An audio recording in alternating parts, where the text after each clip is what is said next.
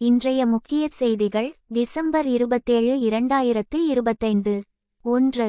இந்திய ரயில்வே 2030ஆம் ஆண்டு வரை திறன் விரிவாக்கத்திற்கு திட்டமிட்டுள்ளது.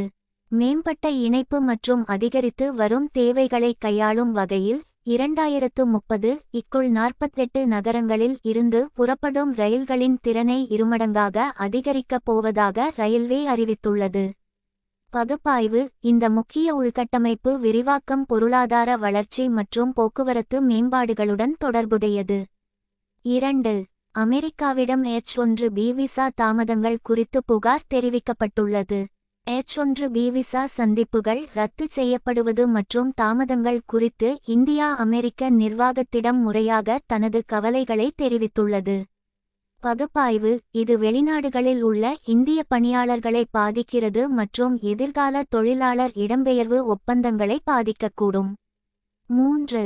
ராகிகர்கி தொல்லியல் தளத்தை மேம்படுத்த ஹரியானா 500 கோடி ரூபாய் ஒதுக்கியுள்ளது.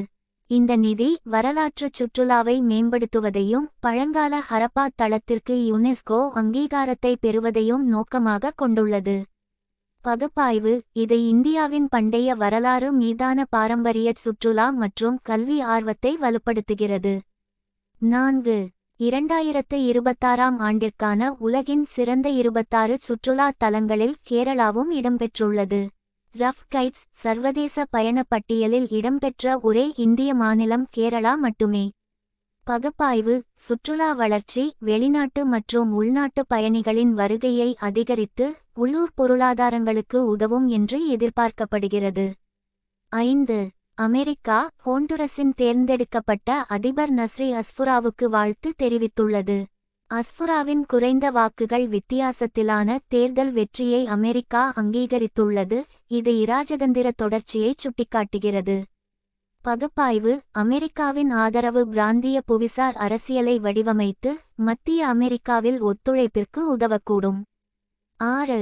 புயலுக்கு முன்னதாக பென்சில்வேனியாவில் பனி அவசர நிலை அறிவிக்கப்பட்டுள்ளது. கனமழை நெருங்கி வருவதால் பல சமூகங்கள் பாதுகாப்பு நடவடிக்கைகளை அறிவித்துள்ளன. பகுப்பாய்வு: இது குளிர்கால பகுதிகளில் தொடர்ச்சியான காலநிலை தாக்கங்கள் மற்றும் உள்கட்டமைப்பு தயார்நிலை தேவைகளை எடுத்துக்காட்டுகிறது. 7. இன்றைய சந்தைப்போக்கால் சென்செக்ஸ் மற்றும் நிஃப்டி சரிந்தன. எச்சரிக்கையான முதலீட்டாளர் மனநிலை மற்றும் உலகளாவிய சந்தை தாக்கங்களை பிரதிபலிக்கும் வகையில் முக்கிய இந்திய குறியீடுகள் சரிந்துள்ளன. பகுப்பாய்வு: முதலீட்டாளர்கள் தங்கள் நிலைப்பாடுகளை எடுப்பதற்கு முன் உலக பொருளாதார சமிக்ஞைகள் மற்றும் உள்நாட்டு கொள்கை தாக்கங்களை கவனித்து வருகின்றனர்.